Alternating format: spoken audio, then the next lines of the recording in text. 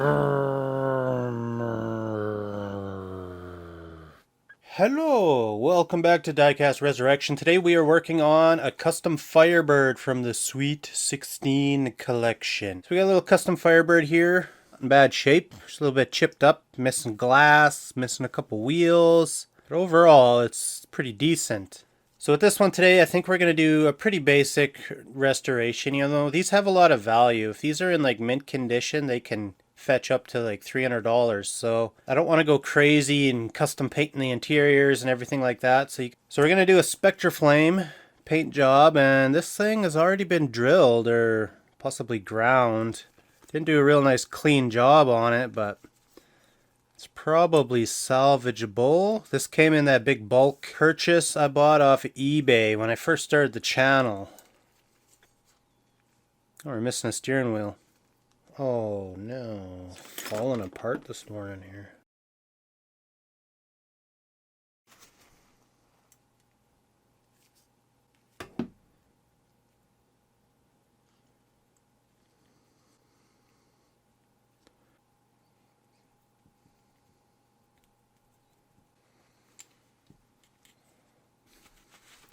This is probably good to go for a little cleanup. Everything looks like it's loose. Yes. Yes. I'm going to go give this a little scrub with some soap and water, and I'll be right back. We can start polishing this bad boy. So as you can see, this thing's in pretty good shape, actually. Don't look at me. So we're going to get polishing here. We're going to use one of these. And we're going to use some of my metal glow today, I think, instead of the old flits. Actually, before I polish, I'm going to do a little bit of sanding on this thing. It's a little bit rough.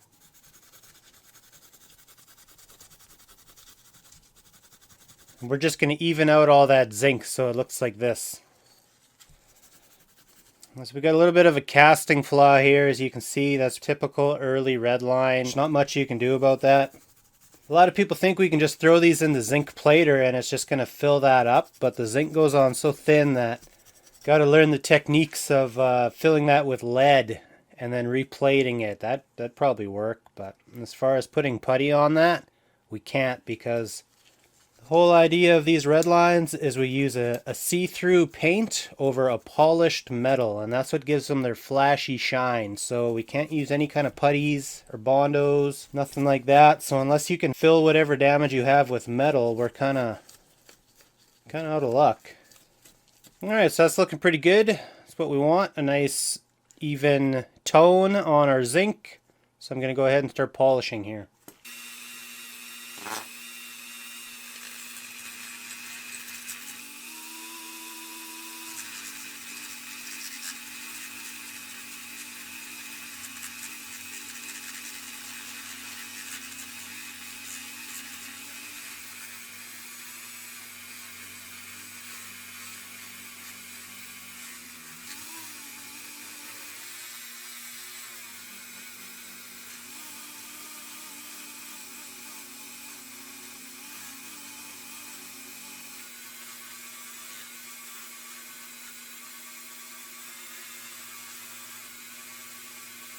People always argue in the comments that just using this alone is just as effective as using a wire wheelie and polish, but you need to trust me.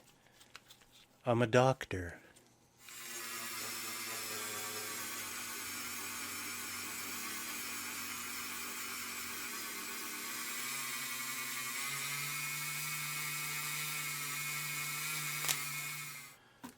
Alright, so that's looking really good at this point, but we're going to go the extra mile. And throw our polishing wheel back on and give it a quick once over with that. And we should have a nice, clean, tasty base.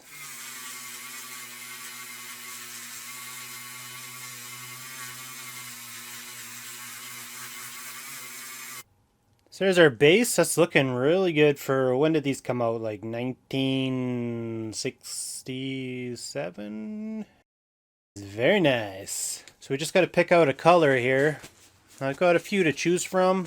So I'm thinking maybe with this interior color we got going on, maybe we could do a nice olive color. Just going to make sure that they came in that color. I don't want to use a color that wasn't ever used on a Firebird. Red, blue, and olive were common. Gold, copper, purple, green, orange, aqua, creamy pink, super rare. Ooh. Alright, so the Redline guide said that the blue that this was originally done in was common. So replacing it with another common color, I don't think there's nothing wrong with that.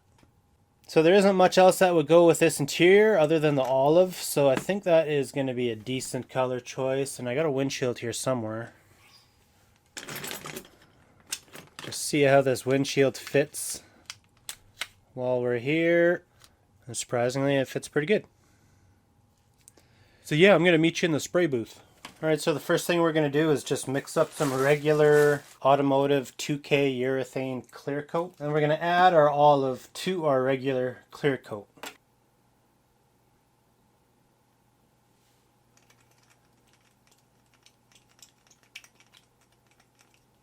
I guess, bottoms up. Gonna wear a mask. This stuff's pretty nasty.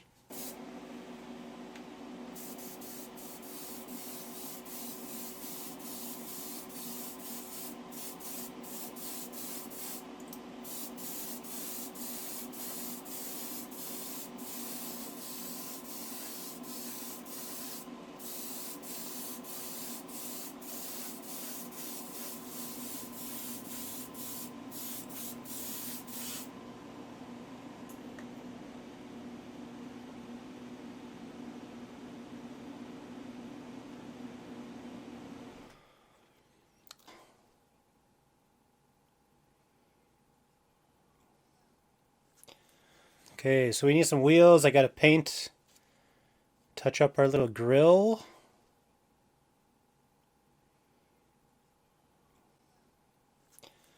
It's going to need a couple coats here.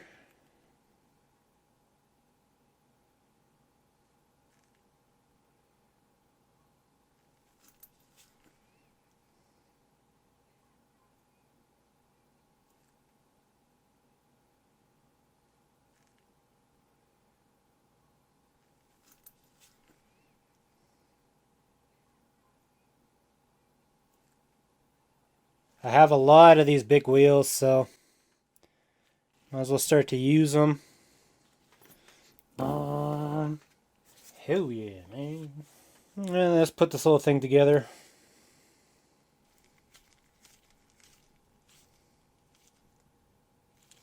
Well, that's basically it.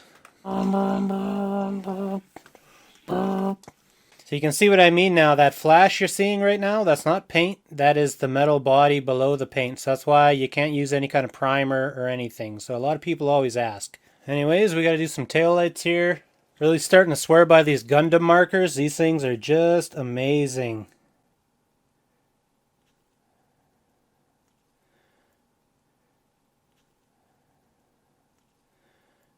Boom, the coverage is incredible.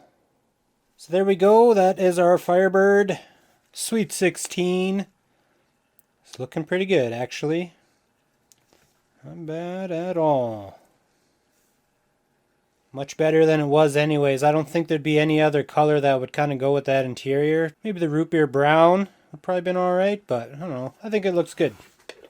So that's a very basic restoration on a very basic Redline. I hope you guys enjoyed this video. Leave a like if you did. Next video is going to be pretty intense, so hopefully you stick around for that one. Subscribe if you're new here, and I will see you in the next one, guys. Next time on Diecast Resurrection. Fam, we got the whole heap squad lined up here, and we are going to pick one to experiment on today. The plan today was to get one of these back on the road. Now, it's not going to be 100% stock. It seems like every time I go try to get one of these windshields at the old Redline shop that they are sold out. So today I wanted to see if I could make my own or modify one to fit on here. So I'm going to see if I can get this glass on one of these hot heaps today and get one of these back on the road. You feel me?